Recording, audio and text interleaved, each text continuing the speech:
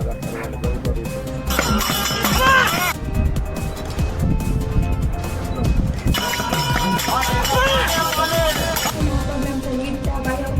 લૂંટી લીધા છે બધી રીતે 45 થી 50,000 માં ઉતાર્યા છે. કમાઈ કમાઈને અમારે એને જ દેવાનું.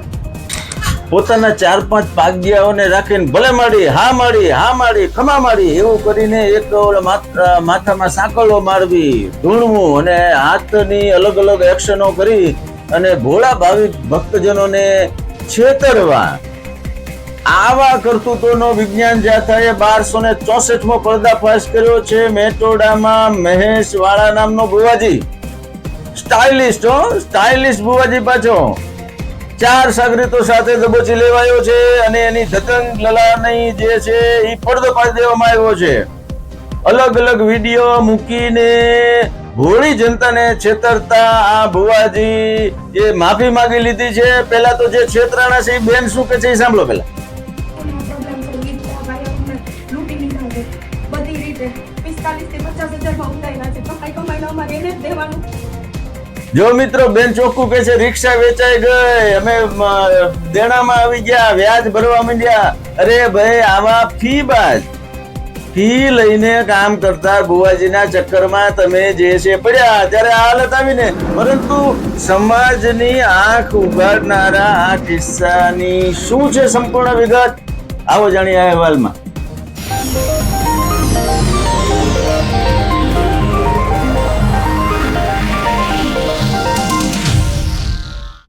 નમસ્કાર, ઇવનિંગ પોસ્ટના ડિજિટલ પેજ ઉપર હું છું આપની સાથે ફરી એકવાર કુમાર. મિત્રો, આજે શ્રદ્ધા અને અંધશ્રદ્ધાની વચ્ચેની જે પાતળી ભેદરેખા છે, સુખ દુઃખ તો જીવનનો ભાગ છે, આવી બધી વસ્તુઓ જે છે બધા સમજતા હોવા છતાં ભૂત ભુવાને દાખલા વેરીને વહેમીને વળગે ભૂત જેવા અનેક કિસ્સાઓ છે. વિજ્ઞાન જાથા આવી રીતે આવા અનેક ધતિંગબાજોના કરતૂતો ખુલ્લા પાડી રહી છે. ત્યારે રાજકોટના આ મહેશ ભુવાજી નામના જેને કહેવાય ને કે આમ સ્ટાઇલિશ ભુવા, એના તમે અમુક વિડીયો જોવો પેલા કે એને પ્રજાની આંખમાં ધૂળ નાખવા માટે પોતાના સાગરીતો ઉભા કર્યા અને કેવા ધતિંગ કરતા તો પેલા તો એ જોવો.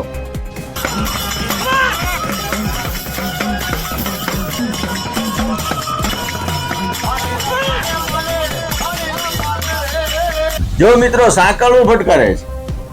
બીજો એક આ પણ વિડીયો જોવો.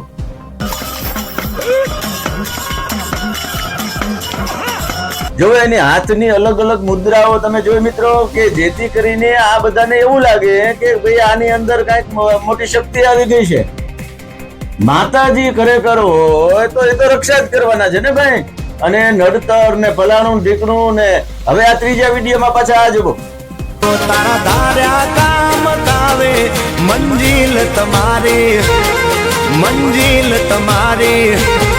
જો મિત્રો એ જે છે એ કડાઈમાંથી પૂરી કાઢી રહ્યા છે અને પછી એક બીજો વિડીયો જે છે એ પણ તમે હમણાં બતાવું છું તમને. એ જો એની અંદર પણ એ લોકોને ભરમાવવા માટે પોતાના સાગરીતો રાખે છે અને એને વળી કાનમાં કઈક કહે છે. જો તમે કાનમાં કહે છે અને પછી સાગરીતો શું કહે છે જોવો પેલા.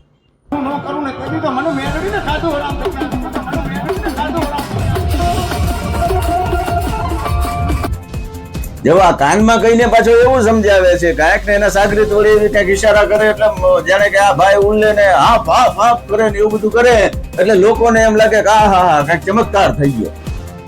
આવા ધતિંગબાજો જે છે એ જ્યારે પોપટ ક્યારે બની જાય છે કે વિજ્ઞાન જાથા જેવી સંસ્થાઓ, પોલીસ આની ઉપર ત્રાટકે છે. આવા કોઈ પણ દુઃખ દર્દ મટાડવા માટે મેડિકલ સારવાર લેવી જોઈએ. આવા ભૂવા ભરાડી ફકીર કે મુંજાવરોથી દૂર રહેવું જોઈએ. આજે તમામ જાતની કપટલીલા બંધ કરી છે. એની સાથે 4 સાગરીતો હતા, તેઓએ પણ કબૂલાત આપી અને માફી માંગી છે. અને આવી લોકોની ઘરે બેઠક કરી અને ખર્ચા કરીને 5100 રૂપિયાની ફી લેતા હતા. અને આ બધી ધતિંગ છે અને ખરે સમયે એને માતાજી કામ ન આવ્યા, કોઈ શક્તિ કામ ન આવી. આના ઉપરથી લોકોએ જોડો લેવાની જરૂર છે કે આપણે રાષ્ટ્રને મજબૂત કરીએ, પુરુષાર્થ કરીએ, વાસ્તવવાદી થાય અને આવા અંધશ્રદ્ધાથી દૂર રહેવા તથા અપીલ કર્યો છે. ત્યારે આ બધા ધતિંગબાજોની પોલ ખુલી જાય છે અને સમાજને એક દાખલો બેસે છે કે આવા બધા ફીબાજ આ જે મહેશ ભુવાજી હતા એને પાછા પોલીસ સ્ટેશનમાં જવો હવે હાથમાં પાટિયું લઈ અને કેવો એકરાર કર્યો છે પેલા સાંભળો.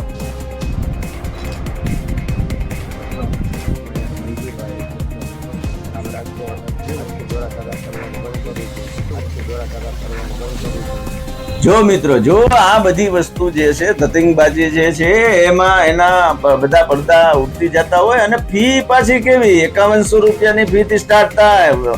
વાયણું કરાવવું છે, નડતર દૂર કરવાને એની પાછી 5100 થી લઈને 1 લાખ સુધીની ફી અને એનું રીતસરનું પાછું રેટ લિસ્ટ.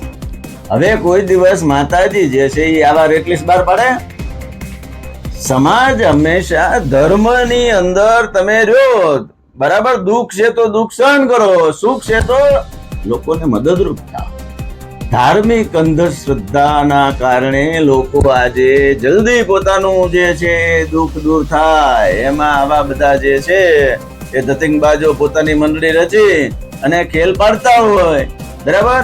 તો આવા ખેલની અંદર લોકોએ ફસાવવું જોઈએ નહીં. ગુજરાત સરકારે તાજેતરની અંદર ગુજરાત વિધાનસભામાં અંધશ્રદ્ધા નિવારણ બિલ પણ પાસ કરી દીધું છે, છતાં આવી બધી દુકાનો હજી ચાલુ જ છે. આ બેનની વેદના જે છે કે જેને આ છેતરાણા છે એને પણ સાંભળો. ઘરની ઉપર થોડીક વધારે તકલીફ હોવાથી અને મહેશ વાળા નામના ભુવાજીને સંપર્ક કરેલો. એની ફી હતી 5100 રૂપિયા અને અમને કંઈ આ તકલીફ છે એમ કરીને અમને 40 થી 45 હજારમાં ઉતારેલા છે. અમારી યારે છેતરપિંડી કરી છે. મારી એક રિક્ષા પણ હતી વેચીને અમે રૂપિયા આપેલા છે. વ્યાજના દરજામાંથી રોજ વ્યાજ ભરીએ છીએ એના હિસાબે અમે વ્યાજના ચક્કરમાં પણ પડી ગયા. સારું થઈ ગયા પણ કઈ સારું કર્યું નહીં અને હાથ ઊંચા કરી દીધા છે. પૈસા પરત માગવાનું કીધું તો કે તમારા ભાઈને કેસ કરો, અહીંયા કેસ કરી હોય ધમકી આપે છે અને રોડ ઉપર આવીને એના ભાઈને કીધા ધમકી મારે છે કે હવે ક્યાંય ઘરે આવ્યો તો તારા ગાંઠી ભાંગી નાખશું ને લાવા ભુવાથી બહુ દૂર રહીએ એવું મારું પબ્લિકને કહેવાનો મતલબ એવો છે કે કોઈ એવા ભુવા પાસે જવા કે જાતા પહેલાં 7 વખત વિચાર કરજો. ટૂંકમાં મારો કહેવાનો મતલબ એ છે કે ભાઈ આ બધી વસ્તુ જે છે એ તદ્દન જેને કહેવાય ને કે લોકોના મનને વિચલિત કરવા માટેની છે. તમે જે કાંઈ ધર્મ સંપ્રદાય ભગવાન માતાજીને માનો છો એને ખબર જ છે કે ભાઈ તમને ક્યારે શું દેવાનું છે. તમે જ્યારે એની સામે ઉભા રહ્યો છો ત્યારે માગવા જ ઉભા રહ્યો છો. આભાર વ્યક્ત કરવા ક્યારેક જાઓ. મતલબ એ છે કે જ્યારે જે વસ્તુ બને છે એને સહર્ષ ભાવે સ્વીકાર કરો અને એ જો આપણા કર્મો ખરાબ છે તો આપણે ભોગવવાના છે અને જો કર્મો સારા છે તો એ દુઃખ આવ્યું છે તો પણ એ જલ્દી હટી જાય છે. ઈશ્વર પ્રત્યે શ્રદ્ધા રાખો, કર્મ ચાલુ રાખો. બાકી આવા ધતિંગબાજો જે છે એ ઠેઠ દુકાનોના પાટિયા નાખીને બેઠા જ છે. તમે જો એની જાળમાં ફસાશો તો આ પરિવાર જે રીતે ભોગ બન્યો છે એવી રીતે તમે વ્યાજના ચક્રમાં 20 ચક્રમાં ફસાઈ જશો. સંભાળી લો પોતાને અને જે કાંઈ છે એનો સ્વીકાર કરો. ઇવનિંગ પોસ્ટ ન્યૂઝ ચેનલને આજે જ લાઈક કરો, શેર કરો, સબસ્ક્રાઇબ કરો. આભાર.